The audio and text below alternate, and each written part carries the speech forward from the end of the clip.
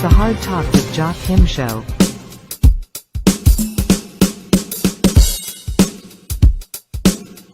The Hard Talk with Jakim Show.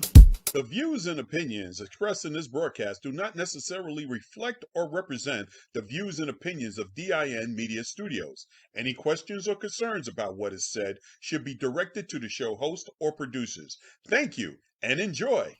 Peace and blessings. This is Jakim from the Hard Talk with Jakim Show. Can't get enough of the Hard Talk with Jakim Show? You can email us at btom6164@gmail.com. That's bthomp6164@gmail.com. Copyright disclaimer under Section 107 of the Copyright Act 1976. Allowance is made for fair use for purposes such as criticism, comment, news reporting, scholarship, and research. Fair use is a use permitted by copyright statute that might otherwise be infringing. Non-profit, educational, or personal use tips the balance in favor of fair use. The views expressed at or through this broadcast is those of the individual host and guests in their individual capacities only. The information provided on this broadcast does not and is not intended to constitute legal advice. Instead, all information, content, and material available on this broadcast are for general informational purposes only. All viewers should contact their attorney to obtain advice with respect to any and all legal matters.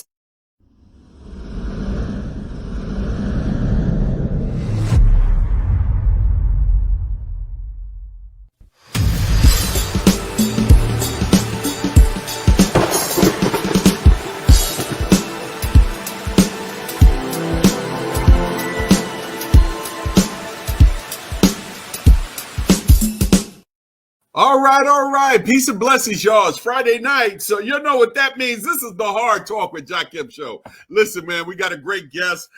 Jonathan will be on very, very, very shortly. When he can get on, we're going to talk about a whole bunch of stuff. But before that, we've got a lot of stuff to talk about. Delaware, have you been getting a lot of stuff in your mail, political flyers and literature in your mail? Yes, we've been getting a lot of stuff in. In fact, today on Friday, August 30th, the only mail I got was political literature. So it is what it is. It's what it's going to be. Listen, we've got a lot to talk about today. I got a lot to go through today. I'm going to give you some good stuff, but I'm going to be right back with the Hard Talk with Jakim Show. I want you to check this out. People argue that you cannot tax billionaires on the shares that they hold in a company because it is an unrealized gain, right? So they go like, yeah, you're worth 300 billion, but we can't tax you on those stocks because you haven't sold the shares.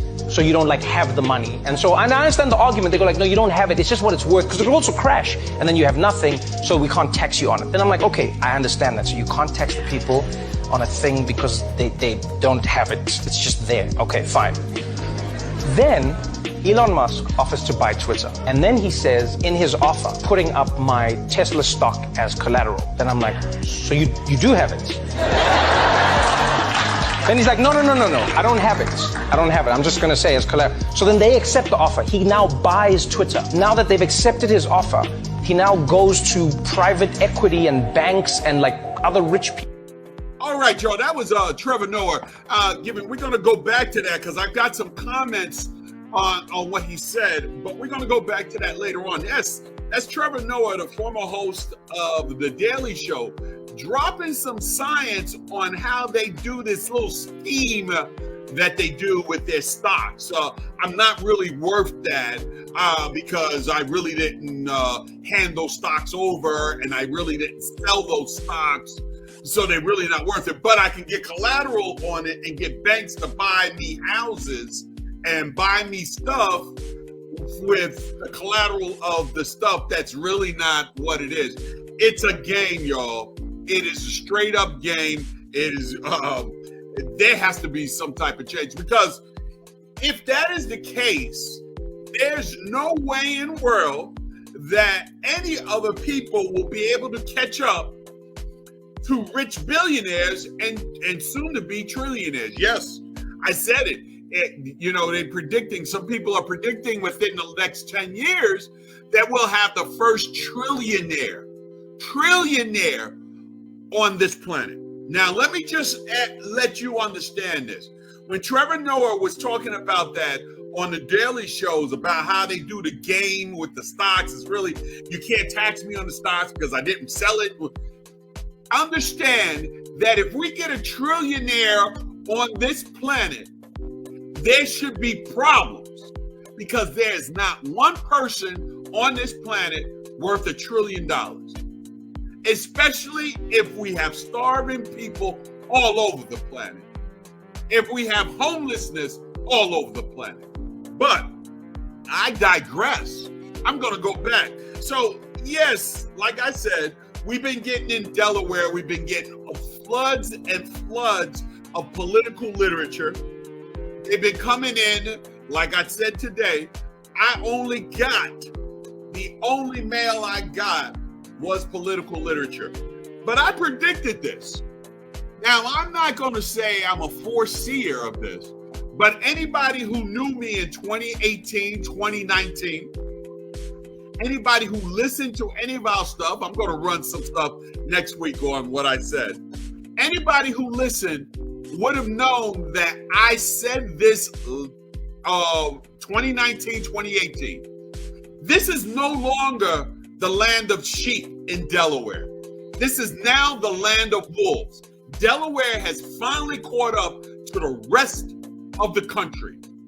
I can tell you this, that I told you back then that big money was coming into Delaware to affect our political process.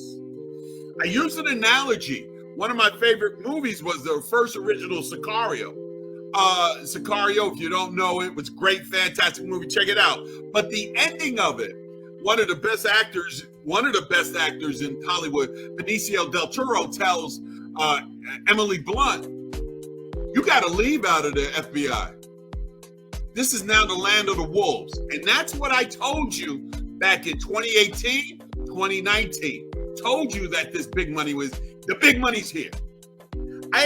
We have a state representative who is being challenged by another Democrat, and I have already spent over $80,000 for a state rep post, which less than a year and a half from now you got to run for anyway. $80,000 here in Delaware. Now, if you're watching this in New York or New Jersey or Pennsylvania or Georgia, you say, "Oh, that's average." Well, it wasn't average in here. You can actually at one time run for state representative in Delaware with $5,000, $3,000. You didn't need a lot. Those days are gone now. Those days are over. And I predicted this in 2018 that the big money will be coming in. Right now, that's staggering that $80,000 is being spent for a state representative post here in Delaware. I'm telling you now, that is over. Those days of us being able to be quiet in Delaware is over. And I'm not saying it's a total bad thing. I'm definitely not saying it's a good thing, but I'm not saying it's a total bad thing, because hear me out. There were a lot of people that you remember that were in the political system back in 2005 and 2006 and 7 and 8 and 9. Those were the same names you heard around the thing, the same names. Now you're not hearing the same names. Yeah, some of them are still clinging on. They don't know when to sit down. I'll get to John Carney very shortly, but they don't know when to sit down. But you're right. It's not a total bad thing. It's not a totally good. It's definitely not a good thing. When we have dark money coming into campaigns. Now, you've heard me on this show talk about the Citizen United decision by the Supreme Court, which was a terrible decision, turned our political world even worse. You know, our body politics here is terrible because of Citizen United. That we have millionaires and billionaires able to give millions of dollars to campaigns, but yet always crying poverty. You know what I'm talking about. All right, y'all. So, yeah, it looks like we get ready to get our guy in here. It looks like Jonathan is getting ready to get on. So, real quick, we'll be right back with the Hard Talk with Jakim Show. Martin Luther King Jr. once said, "Our lives begin to end the day we become silent about things that matter. Silence in the face of injustice is complicity. When you stay silent, you allow wrongs to continue unchallenged. Your voice is a weapon. Use it. Think about what sets your soul on fire. Equality, justice, human rights. Fight for these. Don't wait for others. Be the one who steps into the fray, who shouts the truth. Crush fear and complacency. Every time you speak out, you shake the foundations of oppression and inspire others to join you. Don't be a bystander. Be a warrior for what's right. The time for action is now. Be relentless, be fierce, and let your voice thunder against injustice." Hey, listen, we're back with the Hard Talk with Jakim Show. And look, we got our man, Jonathan Tate. Big shout out to you, Jonathan. Can you hear us? Thank you for having me on, Jakim. All right. Listen, man, it was a long time coming, Jonathan. Man, I do remember when, now, you can give our audience here a little synopsis of all the things that you do here in Delaware and give it to them. Okay, so hi, my name is Jonathan Tate. I'm one of the co-chairs of the Delaware Democratic Socialists of America. I mean, obviously, you know, a lot of what we do is, you know, especially around this time of year, is our electoral work. I believe actually one of our I'm wearing a T-shirt for one of our endorsed candidates right now. Hold on, big shout out to Brandon. Brandon's my man. I like Brandon. So yeah, big shout out to Brandon. Yeah, and I noticed that you actually had one of our other endorsed candidates, who's also the chapter treasurer for Delaware DSA, James Dahlke, who's running for city councilman over in the 7th district. Good man, James is. No, he's great. Yeah, and there's also 4 other candidates that are going to be on the ballot. You know, Tuesday, September 10th. Just trying to get out the promotion early. We got State Representative Eric Morrison down in the 27th district in the Glasgow area. My man, Eric. That's my man. Known him for years. Awesome. He is the man. Then yeah, we also have Kobe Owens up in the 1st Ward for Wilmington City Council.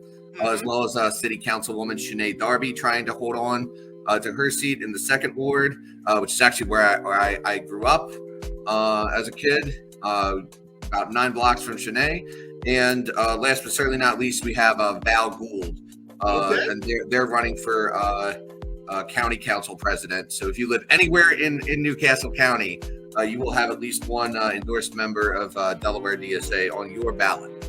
All right. We also do a lot of other, you know, non-electoral work too, especially more recently, you know, Palestine solidarity work and, you know, organizing some protests and rallies, you know, around that cause, as well as getting in every single legislative body in which we have an endorsed member, getting a ceasefire resolution passed. We got it done in the Delaware House, which was the first lower house state chamber in the country to pass such a resolution, the 2nd school district in the country on the Christina School Board, and the 8th city in the country with Wilmington. Yeah, some other, you know, and that also kind of leads me into my next point, which is, you know, a lot of times, especially in states like Delaware, where municipal government isn't necessarily the strongest, you know, in the way it might be in like Pennsylvania or New Jersey, you know, people can sometimes tend to overlook local elections, but you know that can really be a big mistake because well, you know, it really is the closest level. Yeah, well, let me chime in here, Brandon. Before you got on, I was talking to our viewers about a little bit about Eric Morrison race, that $80,000 is being spent with dark money there. But let me just say this: very MAGA dark money too, might I add. Yeah. Let me say this. I like, and Eric can testify to this. And I told this to Eric back in 2018, and before he even ran, I said this. If you remember, if earlier in the show I told you that this is like that movie Sicario. Where at the end of the movie, the great actor Benicio del Toro tells Emily Blunt's character, she says, you might as well get out the FBI because you can't stay here. This is now the land of the wolves. Delaware has now become the land of the wolves. And I said this back in 2019. You could actually have ran for state representative with only less than $5,000, $3,000. Those days are gone. Do you agree with that? To an extent. I mean, I know last cycle, I know just Deshaun and Neal's campaign, I don't think that they quite raised $10,000, but I think if it was only 3 or 4, or, you know, that might not have worked out. But no, we're clearly. Well, hold on. Well, Deshaun and Neal's, a big shout out to her. Now she's gonna watch this. Remember, Deshaun and Neal's, nobody predicted that she was going to win that race, other than the people who were in her campaign. Yeah, I was going to say, I'm not going to say that I predicted a win, but I knew it would be close. I knew I knew that it would be close. I'll say that. So Deshaun's race was an outlier. I agree. I mean, we can clearly see, we can clearly see like the downstream effects of Citizens United and all this money, especially because Delaware is such a small pond, so everybody's dollars go like that much further. And our cap on individual contributions is limited at $600, which is definitely lower than most states. So individual campaign budgets are rather limited, but then you have all this outside corporate PAC, and there's just no limit on it, and it's just and the PACs like a deluge. And listen, Jonathan, do not underestimate the effects of the PACs. The PACs' effects in a campaign is extreme. So if you're listening from New Jersey or Pennsylvania, I'll be in Philadelphia tomorrow, y'all. I'm going to talk to you about some things that we're doing with the great mayor of Philadelphia. But you can't underestimate what's going on with the PACs. And yes, I was shocked by that. But like I said, the money is going in, and it almost makes sense because in 2020, I was interviewed by the LA Times about Biden effect here in Delaware.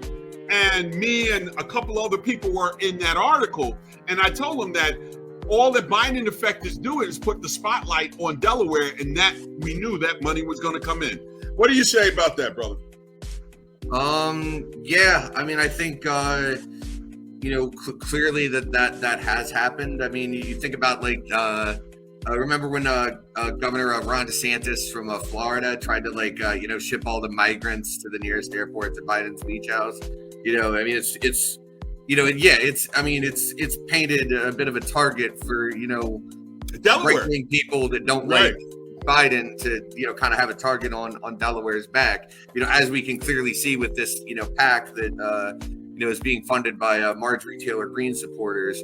Coming into a Democratic primary. To defeat Eric Morrison. And who's another Democrat, and the Democrats taking that money. That's, And I think that, if you don't mind, I think that really shows why we need to get out and support Eric and defeat those people. Yes. We need to make it clear to any, no matter how opportunistic a Democratic politician you are, if taking that kind of money is such a liability, that it's just not worth it to take, that'll just tank your campaign with the voters, then even the most opportunistic people aren't going to take it and aren't going to, be held accountable to those people. That's why we've gotten the NRA so far out of Democratic politics. I'll tell you, brother Jonathan, and just to push back, in this particular state, you almost thought that the Republican Party was dead after all the fiasco of the Tea Party back then with that Christine whatever, and all of that. But it wasn't. If they were biding their time. And now there's an opening because we have Democrats fighting other Democrats who are just as right-wing nutcases. And don't give me, there's a lot of left-wing nutcases out there too. Y'all know I always talk about that. But there's a lot of the right-wing thugs, let me call them what they are, the thugs. There's a lot of the right-wing thugs that are looking at Delaware, especially our Chancery Court, the little change that John Carney has done in our Chancery Court, and all of these cases here, they want to get into Delaware. What do you say about that? Yeah, I mean, I haven't been, necessarily following what's going on with Chancery Court too specifically myself, but I will say, yeah, I mean, it's definitely disturbing when anybody, is coming in, from out of state and spending, absurd sums of money on our politics. I mean, I think it really shows the need for, not just a repeal to Citizens United, but also really just getting rid of like private contributions in politics altogether, in my opinion, or at least having a public financing system to we're all primary candidates or candidates that are running for a party that's gotten more than a tiny percentage of the vote can just have access to that money. Because I mean, I feel like that's just really the root of so many problems, is that you have politicians, no matter how well-meaning, you're going to be accountable to donors, but even more than that, you're going to be spending so much time doing fundraising that you're just going to be talking to donors, and your worldview, your priority is going to get shaped by a group of people that's naturally selected to like have the money to donate to political campaigns. It's a very different pool than the general population. So it really does erode at our democracy, in my opinion. Well, I agree with you, Jonathan. You make a valid point there. You make a extremely valid point. One of the things that I'm going to talk about on our next segment once we get this break, because I'm going to give you a chance to get some water and give myself a little chance to get some water. But let me just go back here. For years, I've been saying that the Delaware leadership in the Democratic Party has been part of the downfall of, and we all know that most black vote is going downward because a lot of black people are feeling that they are not getting any bang for their vote. But more importantly, the Delaware leadership, I have been saying for a long time, does not want to see black advancement in the black communities here in Delaware. So I'm going to let you marinate on that, and I'm going to be right back with the hard talk. I have some thoughts. Yes, sir. I got our guest tonight is Jonathan Tate. We're going to be right back with the hard talk with Jakim Show. Peace out. That's suspicious. That's weird.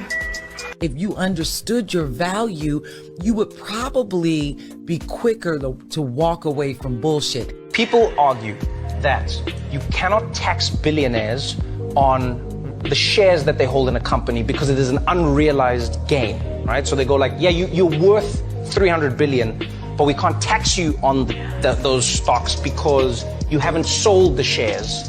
So you don't like have the money. And I understand the argument. They go like, no, you don't have it. It's just what it's worth, because it will also crash. And then you have nothing, so we can't tax you on it. Then I'm like, okay, I understand that. So you can't tax the people on a thing because they don't have it. It's just there. Okay, fine. Then Elon Musk offers to buy Twitter. And then he says in his offer, putting up my Tesla stock as collateral. Then I'm like, so you do have it? Then he's like, no, I don't have it. I'm just going to say as collateral. So then they accept the offer. He now buys Twitter. Now that they've accepted his offer, he now goes to private equity and banks and like other rich people and whatever. He goes like, can you guys borrow me the money to buy Twitter? He's like, I want to buy Twitter because I don't want to sell any of my Tesla shares. So I want to use your money to buy Twitter. And then it's like, but then they're like, what are we loaning it against? And he's like, well, my Tesla shares. Then I'm going like, wait. So you can buy a thing based on what you have, yes. But when we want to tax you, you can say, I don't have it. Do you hear what I'm saying here? All right, John. Again, that was a great Trevor Noah, the host of The Daily Show. And I'm going to talk about that a little bit later on, but we go talk about that. That's a good break. We're back with Jonathan Tate, and if you're going to get your homework out, you might as well get your pen and pencils out right now, because we're going to give you a class on politics in Delaware, which is probably the same as Louisiana and Memphis. The Delaware way is the same way people in power want to hold on to power. Now, Jonathan, I'm going to ask you this question. Now, we have a governor of this state who is running in a Democratic primary against a black woman for mayor of the largest city in Wilmington, instead of going for senator or something higher or president, he's taking a demotion to prevent a promotion. What do you say about that, bro?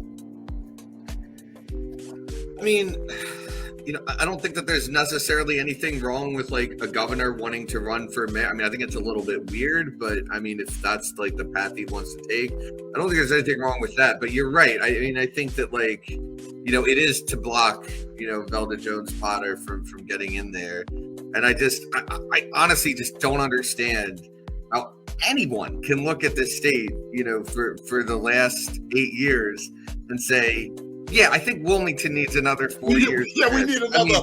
I mean, look, I'm just to be clear, my organization, we're not endorsing in this mayoral race. All right. I'm not going to say that Velda. I'm endorsing, and my organization did endorse Velda Jones Potter.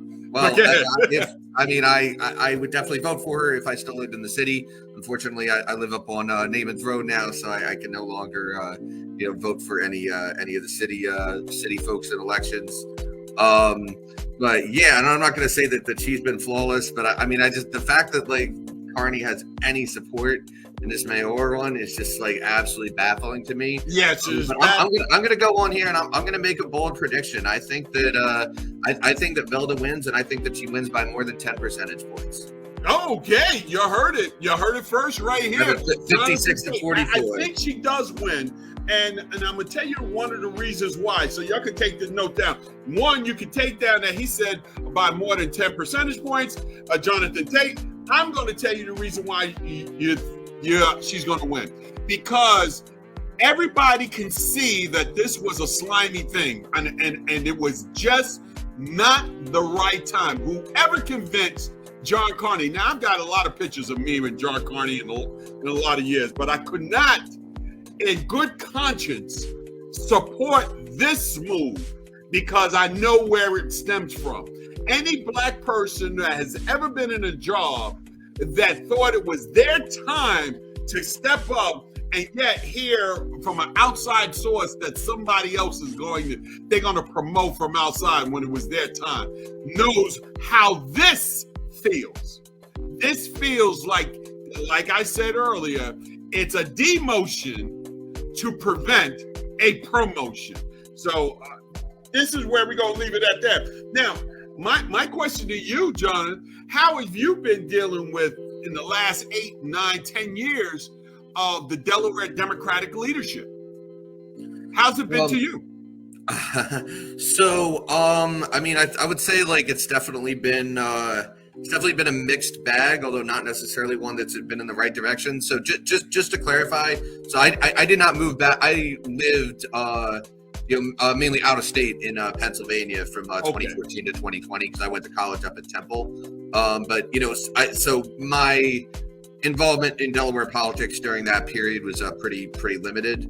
But since I have moved back to Delaware and since I've become active in politics, I mean, it seems like, there was kind of like a really like brief era, like, when Eric Razor-Schramm was party chair, that, things really seemed to be, moving in the right direction. It just seemed to be a more, sort of inclusive. Hold on. Let me, before we push on to that, let me just give a big shout out. I didn't agree with a lot of what Eric Razor-Schramm was doing, but I've always had a good conversation with him. Now, I don't know if it was pacifying, but I'm telling you, I agree with you on that. And we're in agreement. So I'm going to just say I concur. Continue, bro. Yeah, no, I mean, I've definitely had my disagreements with Eric too.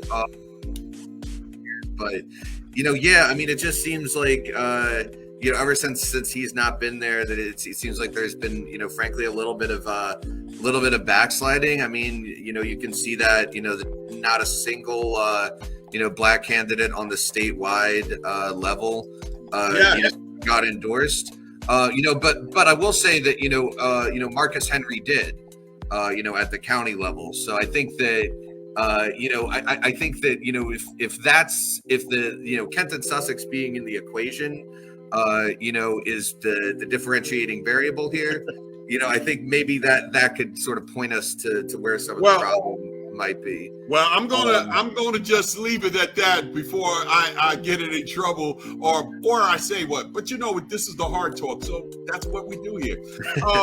Black faces in high places don't mean anything to the black community if it's not changing the way we do things. So we all know that. But symbolism matters, but substance matters more. We all know that too.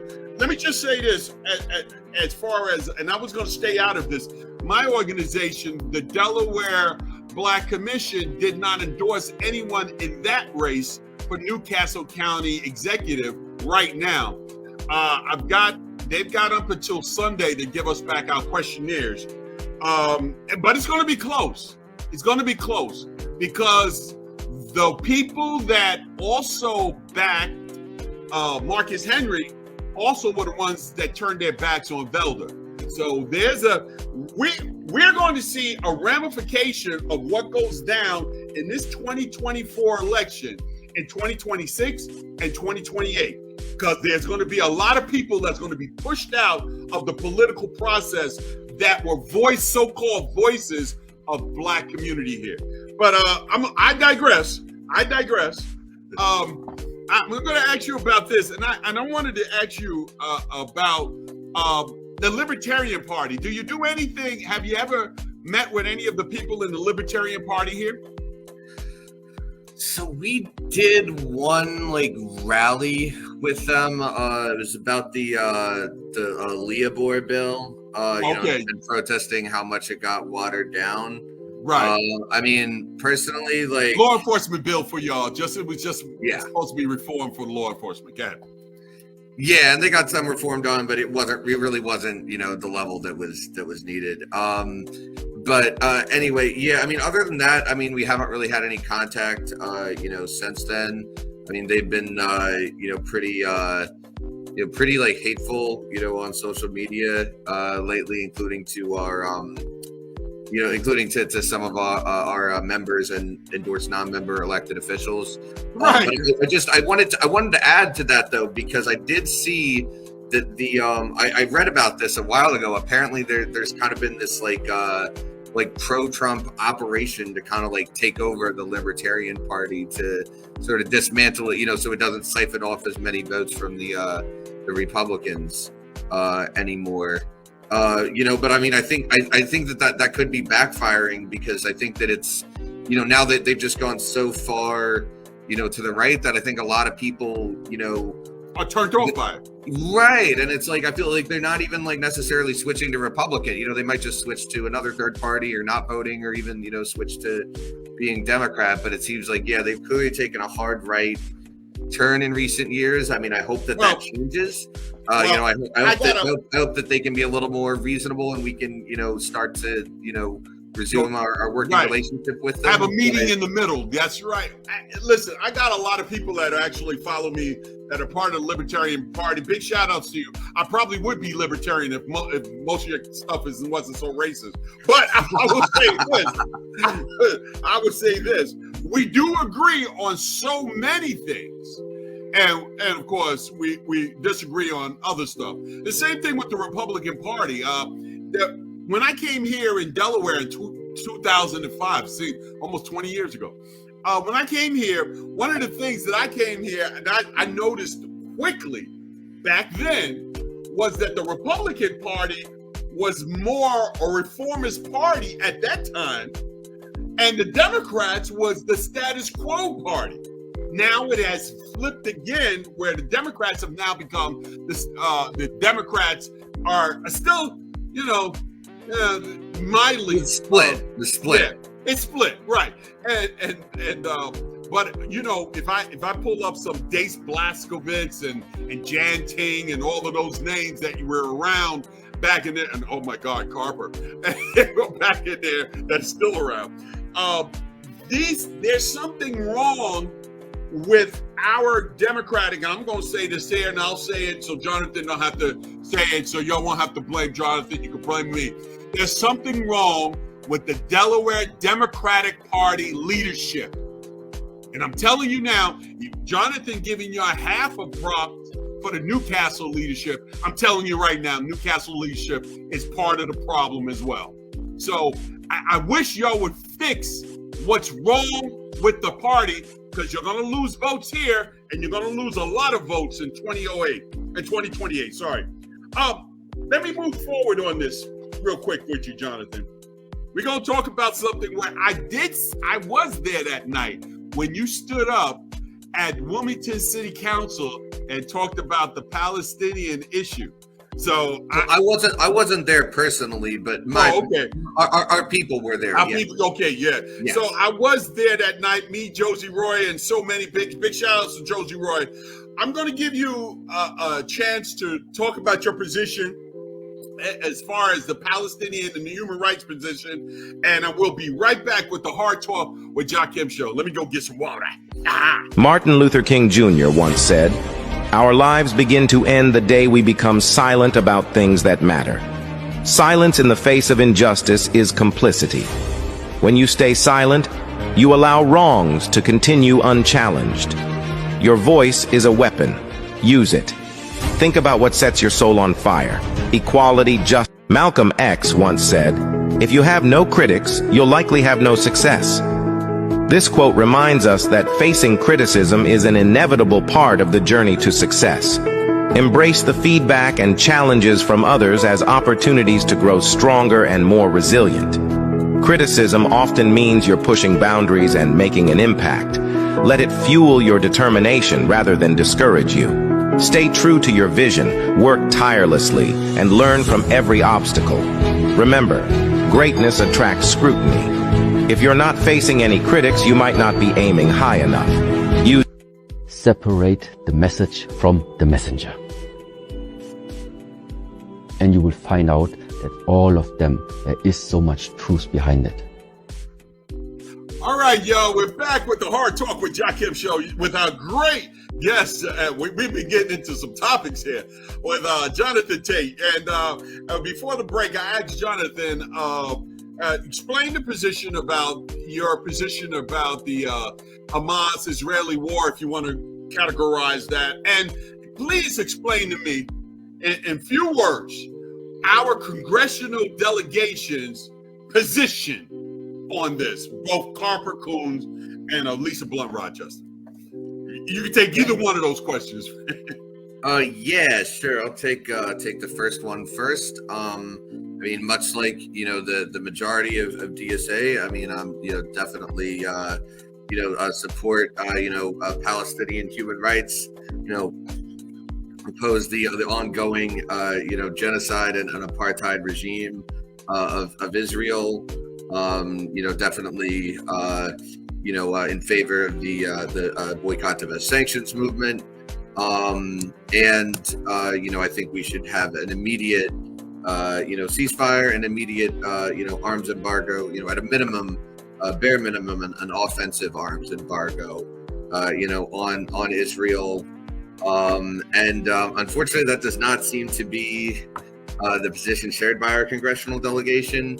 It seems like there's been sort of outright cheerleading the genocide and urging to finish it on that we've seen from one end of the spectrum, and then on the other hand of the spectrum, we have at least sub bare minimum recognition of Palestinians' humanity and advocacy for a ceasefire, but still voting, to send, a bunch of money and military aid to pay for bombs. So yeah, it's really, really not a great situation. I mean, that's actually trying to get rid of the biggest Netanyahu cheerleader in our delegation. Was kind of how I first really got involved in Delaware politics when I moved back on the Jessica Rain campaign, which was actually it was the first ever DSA endorsement made in a U.S. Senate race. And while it was obviously unsuccessful, there was some down ballot success, in Dover and in awareness, and there was awareness. And there's been some building off of those wins, both in terms of adding more people, getting a presence on more local bodies of government, and also, just like awareness and policy wins. Well, let me just say this. The night that both me and Josie was there at the council, we were fighting our mayor Ziggy, Mayor Putt Putt, we call him. Mayor Putt Putt was trying to get the residency thing to remove so that people could come from wherever to be cops and lawyers and all that in Wilmington thing, but don't put no money in the coffers here in Wilmington. But there was another bill that was being introduced, well, it kind of introduced on city council, that was trying to prevent protesters outside of our Senator Coons' residence and trying to limit it even more. There was already limitations that you can't be there after 9 o'clock, yada, yada, beat it by the phone. Doesn't really matter. But they try to make it more Gestapoist. And members from your organization were very loud and proud. And we heard them. We heard them. What do you say about that? No, I mean, just very proud of all of our members who showed out to that. You know, very proud of Sinead Darby for letting people in our organization, myself, the rest of chapter leadership, and pro-Palestine activists, in other groups as well, of what was going on, and made sure to mobilize people, and get out in opposition. Yeah, I went to the actual board meeting with that, and the people. There was a person from Mayor Pazicki Putt Putt. Remember, and when you see him, call him Mayor Putt Putt. He was terrible. When you that actually came and brought the bill and had one of the sponsors from the committee, from the council member, to sponsor it, and walked out when they didn't think that the board was to push it. So, I mean, they act like children. Politicians, for the most part, do act like children. And believe me, they act like spoiled brats. I just could not believe somebody was trying to get that because this politician lives on that block, that he shouldn't get protests over there. I thought that was crazy. Yeah, I mean, it's just clearly an attempt at stifling free speech, just trampling on the First Amendment. And so I'm glad that, there was enough common sense on the council to defeat that, even if it took some public pressure to get some individuals in opposition. Well, the other thing that's going on in Delaware, that's, of course, our campaign season. But the other thing that we have to be mindful of, not only are we dealing with the voting the politicians in, but we're also dealing with some of these policies that have been so terrible here in Delaware, especially for economics. Now, you say you're over by Naaman Road. You ain't over in Claymont, are you right now? Okay. Nope. I live kind of between Claymont and 202 in Cedar Woods Apartments. Okay, so when we talk about our policies and projects, that's one of the things I'm talking about. Edgemore, the new water port that they want to put over there, container port, and trying to here's the same governor who is taking jobs out of Wilmington to Edgemore, but yet he wants to be the mayor of Wilmington. And when you're doing those things, it's just that I'm just going to say this, and this will be my commentary. Please get out there and vote. If the early voting has already started, I want y'all to get out there and vote. Remember, September 10th right here in Delaware is our primary. It's the primary where you really have a choice. You don't have a choice, really, when it comes to the general election. So remember. Not with the way the Republican Party is in Delaware now. Right. A good friend of our show, co-host of the show here, is running for congressional here too. So Danielle Hall is running for the Republican Party, and good friend, does a lot of good stuff. But I will say this: get out there in September and vote. Get out there now if you want to do the early voting and vote.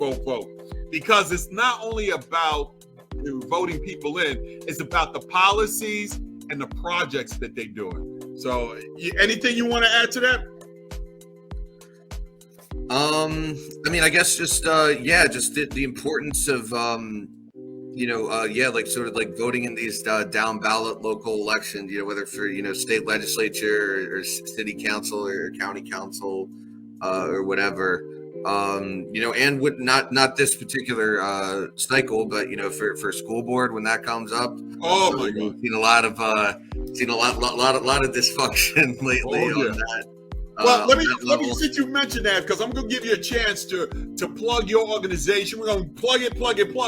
But before you do that, I had put in May when we had a school board election here in the Colonial School District, in which I'm a member, and I had put in Kingswood and saw that only 3 people voted in Kingswood. 3. I thought it was 2. 3, and I gave them a lashing. I gave the leadership a lashing. The Democratic leadership. That oh my God. I mean, I will say this. I mean, I have I also serve as on the RD committee for RD 10 here in the 10th district around the Namens Road area, and I will say that I have had my differences of opinion with county party leadership as far as party involvement in school board elections. I mean, I think it's, I understand where they're coming from, that they don't necessarily want to turn it into a partisan thing. But the reality is that, the Republicans have already done that. And I think that it's foolish to sort of like fight these races with one hand tied behind our back. That is correct. But that's just kind of where I'm at. I do know that the turnout was very low in Colonial, unlike in Red Clay. I think we didn't have a race up here in Brandywine or in Christina because the opponents dropped out. But I will tell you this. As the former leader for 7 years for the 16th Democratic RD, I will tell you this 100%. If you don't get out here and do something about these school boards, with all the misinformation and with all the information that I'm getting right now from New York City, I'm originally from New York, what I'm getting that is coming this way, and I've been predicting this, it's not like I'm clairvoyant, it's kind of obvious. You're going to have people in positions over your children's education policies and projects that do not have your children's welfare in mind. They only have their political agendas. So you better get involved. That's all I'm just saying. These preconceived agendas and the spreading of lies and outright lies are problems even in our school board, and we need to be taking a real serious look on who's on these school boards and what are they doing with these money. What do you say? I mean, no, I completely agree. I mean, I know up here in Brandywine, there was kind of a fiasco where, like 4 out of the 7 school board members had kind of like, gone off the rails and like just sort of hired a superintendent like in secret, without even name to the public, and of course, over in the Christina district. And Christina district. We have 2 of our members that are endorsed on the board. I mean, like the 4-person majority on there is just, it's just, I don't even want to say it's out of control. I mean, it is out of control. It's gone beyond out of control, bro. That's what I'm saying. Like this is just like spiraled off into like, I mean, you could make like a FBI drama series about this. Well, we could make a definitely comedy series. What's going on? Yeah, that too. Schools districts with the superintendent, with the school board. It's just terrible. The children and the especially the staff really are the ones are the ones suffering from all of it. But it just seems like there's so little will in Delaware, among the political class to hold people accountable, even when it's just like blatantly obvious that Yes. they're wrong. Yeah, I agree. You know, the Listen. status quo is just kind of allowed to, you know, continue. Well, you know, let me just say this. Once the Anne E. Casey Foundation, now I don't know this foundation, I don't know where they ranked but once they ranked us as in the upper 30s for one of the worst school systems in the nation, that we were still, and no disrespect to Mississippi, Alabama, or Louisiana, but we were ranked among them, and we lived in the Northeast, then there's something wrong with this educational system. Now I'm going to bring it right back around. If you are the governor and you've been in charge for 8 years of this educational system, and now you want to be the mayor, we got to hang this around your neck. The educational system here in Delaware is abysmal. It's disgusting right now. Yeah, I mean, it really is a shame. I mean, honestly, like, you know, I mean, I went from, you know, I originally like started off in when I first started attending public schools in the Red Clay School District, and then, you know, when we moved out here to suburbia, you know, my parents still live out in the like Bellefonte, Edgemoor area. Beautiful. You know, it was yeah, I mean, it was really just like a world of difference. I mean, up here, you know, it's like I got, you know, really you know, great, you know, high school education and everything, but you know, hold but on, let me push back on that. The reason why we're getting these bad ratings for our school systems, I want you to understand, our school systems down here in Delaware have been bad for a number of years. But the reason why we're getting these bad ratings is because the charter schools are bad. The other schools, not just the public schools, the schools that are spending a lot of money and hiring low educators that have less training, less degrees than public school teachers. So we're not just talking about our public schools here that's bad.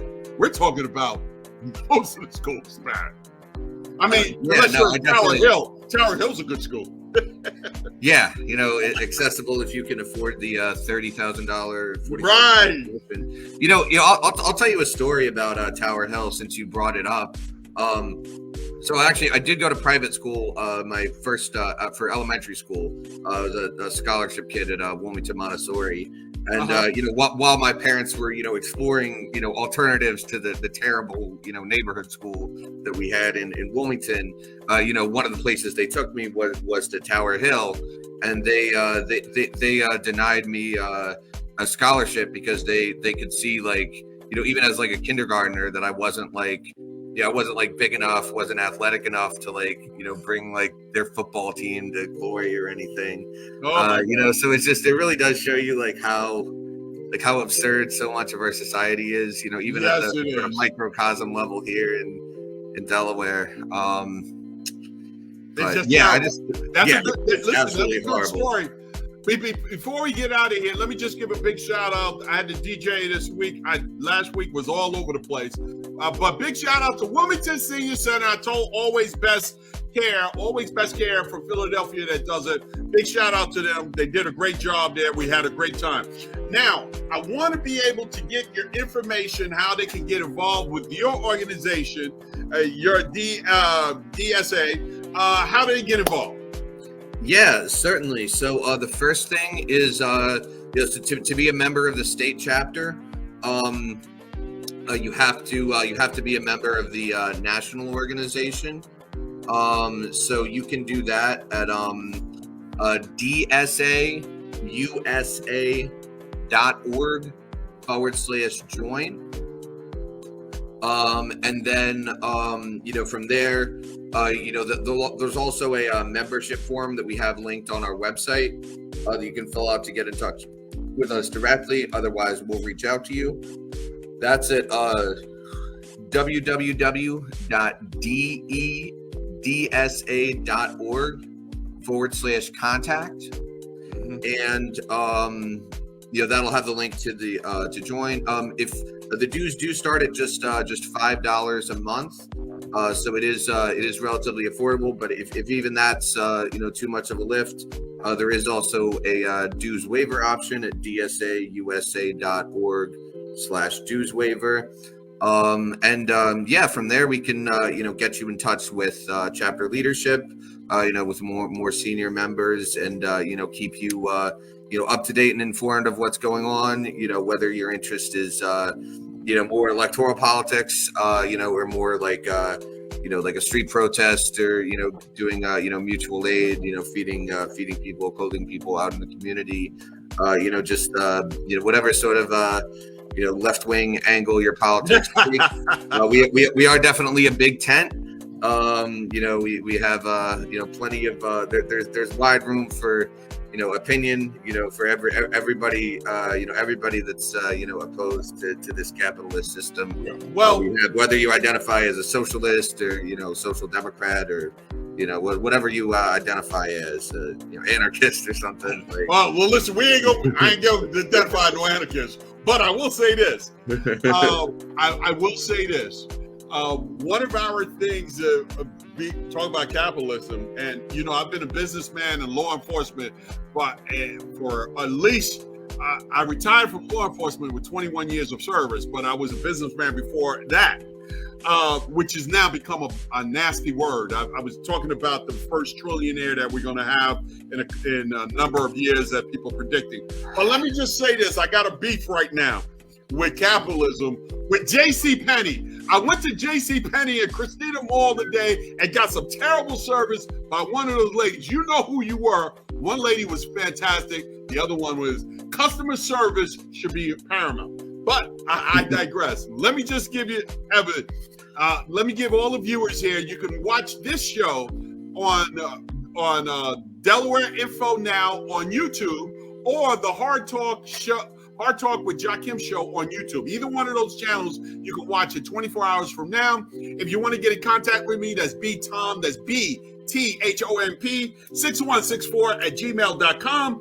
You can give me all your stuff. I get all the hate mails, I get all the great mails, and so it's all right. I love them all. One more thing before we leave out of here today, Jonathan, I just got to ask you real quick. The national race against Trump. Now, being from New York, I hate Trump. So that just my dad's a New Yorker too, and he's hated that guy for decades. What Trump was from Jump Street. Whether you want to believe what he wrote in 1998 when he said if he was going to run, he would run as Republicans because they're stupid. But that's what he wrote. I ain't go from the People magazine, 1998. Go look at it. But this race has become, and if I'm not mistaken, Kamala Harris headquarters is here in Wilmington, right? Yeah. They took over the old Biden headquarters, right? So this race has become like it's almost like the out of the Twilight Zone for me, because when you drop it out, come back in. And that now that I'm seeing a lot of the 1%ers are backing Kamala Harris, that a lot of these, when I see the owner of Netflix saying that he's big supporter of Kamala Harris, I say, the fix is in. I'm just thinking, the fix is in. No, there was a lot of business community support for Hillary too. Yeah, that didn't work out so well. I mean, and you can blame Brooklyn. The Brooklyn Democratic Party headquarters messed that up so bad. Oh, really? How is that? Yeah, well, it was our Democratic headquarters was in Brooklyn at the time, and all of these people who had moved to New York City thinking that they were New Yorkers were not taking it serious. Big shout out to Mr. Alvin Ruley, who was just put a large Alvin, big shout outs to you, man. You put a big comment on it. It's not just Delaware, although they are getting bad ratings. It was a teaching end. You're absolutely right. Alvin, thank you for your comment. You're absolutely right. It's not just Delaware. This is a national thing. And we're saying Delaware, but believe you me, it's going on in your municipality, your state, and your local government just as well. So you have any final words you want to give, Jonathan? I mean, just wanted to say. Oh, okay. Are you? Hold on. Can you hear me? Yeah, I can hear you. Okay. Yeah. So I just wanted to say, please, everybody in Newcastle County, get out and vote for Val Gould for Newcastle County Council President. And if they're on your ballot, vote for Eric Morrison, Brandon Fletcher Dominguez, Sinead Darby, Kobe Owens, and or James Dalkey as well. All right. Tuesday, September 10th. And dsausa.org/join if you want to get involved in working with one of the only statewide anti-capitalist organizations in Delaware. Well, I tell you what, man, it's been fun. Me and you are going to have a conversation in person maybe. And listen, we probably could talk about the politics and what goes on here for another 2 hours. But it's been fun having you on, Jonathan. It's been real. I'm being on here. It's yes. to talk to you. And I will say this before we leave out of here, y'all. The Delaware Black Commission is going to have their final endorsements on Sunday. So check us out at The Real Jakim on IG. Check us out at Jakim Muhammad on Facebook. Check us out on the Twitter. We're going to be putting all the people that we actually endorsed on Twitter. We got a video for them. So we're going to put them up on Twitter, X, Instagram, TikTok, and all the other social media things. It's Twitter. It's Twitter. Go on. Yeah. I just can't say X. You know what I mean? It's just ridiculous. It's like porno. What is it? So I'm going to leave y'all tonight with something from Toni Morrison. It's been a pleasure having you on, Jonathan. We're gonna have you on again, and we're gonna get into it, okay? Because we're getting ready to do a roundtable. So right after the election, probably in January, we're gonna do a roundtable. So we might have to have you in person. All right, y'all. It's been a hard talk. You're right. It's been a hard talk for Jakim Show. I'm gonna leave you with the great author, the late great Toni Morrison. Check it out. See you on the flip side. I believe in upward mobility. Of course. Right? Absolutely. Of course you do.